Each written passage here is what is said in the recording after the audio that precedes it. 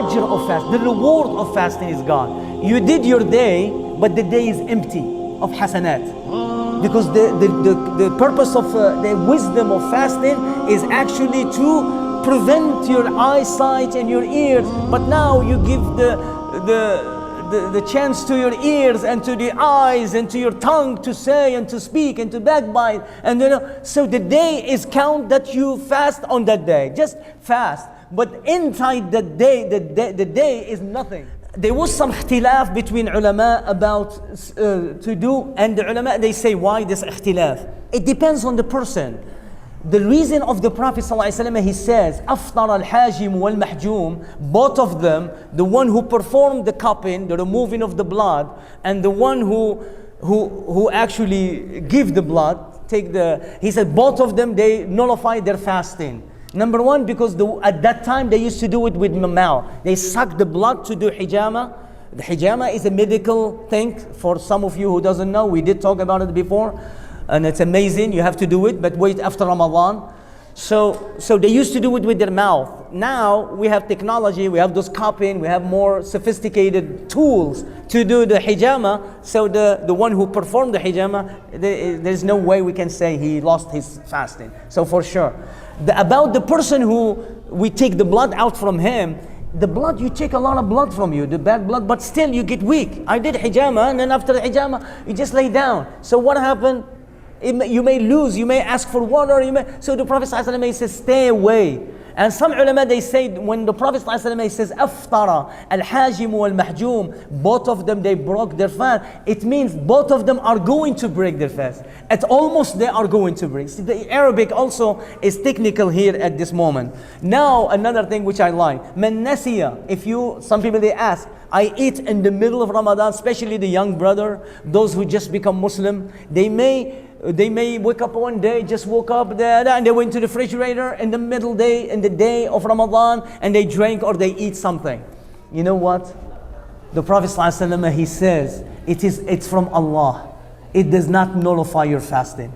The Prophet ﷺ, he says, من أكل أو شرب ناسيا فكأنما الله أطعمه وسقاه.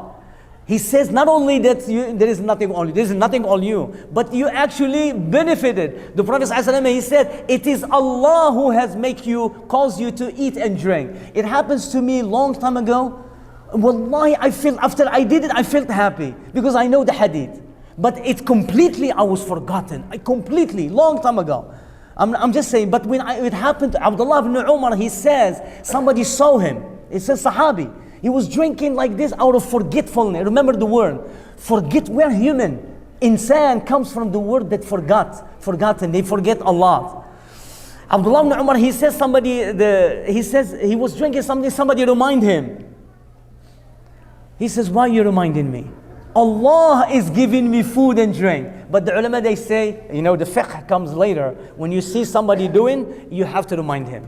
And then when they remind you, you have to stop and spit out what you already and just in the mouth. What goes, it's from Allah. And there is nothing on you at that moment. Katrat al-nadar, which is amazing. Katrat al-nadar al-aflam, watching movies. We're not talking about haram, but if it's haram, what does? Is it nullify your fasting? No, it does not nullify your fasting, but you know what? It will take the ajr of fast, the reward of fasting is gone. You did your day, but the day is empty of hasanat. Because the purpose of the wisdom of fasting is actually to prevent your eyesight and your ears. But now you give the chance to your ears and to the eyes and to your tongue to say and to speak and to backbite. And so the day is count that you fast on that day. Just fast. But inside the day is nothing. It's empty. You meet Allah subhanahu wa ta'ala. Yes, Allah will not ask you why you didn't fast. But He said you didn't come up with nothing. So you go to school, but actually you didn't fill up the paper. It's empty. So that's why all of those nadar and the music and the thing that you listen, you have to stop. And Ibn al-Qayyim, he says, the best ajr, the best of the fasters is the one who does dhikr and fasting. The best of the one who prays. Like we all prayed Isha. The best one got so much reward, the one who remembered Allah and do dhikr and remember Allah and salat. The best people of Hajj, the people who remember Allah and Hajj more. The best of any ibadah, when that ibadah got so much dhikr on it. So the best reward of fasting is the one who actually dhikr and to remember Allah subhanahu wa ta'ala. We're about to close. We have to say one thing for the sisters. There's many, I have, but I know the time, which is very dangerous. Many people don't know this. If the sister tell this to your wives. Tell this to your wives. If the sister woke up in the morning pure, no menstruations, pure, and she began the fasting, 5 minutes, not even 5 minutes, 1 minute before Maghrib, she got her menstruation period. Okay? It's haram for her to stay fasting. Even that 5 minutes, she needs to get the water and drink, alhamdulillah. And Allah will reward you. And you have to make up that day and another time. But you cannot keep fasting. Because a lot of sisters, they don't know this ruling. And they says, well, I fasted 16 hours. Now I have menstruation. Because it's haram for the woman to fast on the menstruation or this. So if you got it 10 minutes or an hour before sunset, you have to pick up the water and eat and drink, or at least with your intention to be free, because it's haram to fast on that. It's like it's haram for you to pray if you lost your wudu.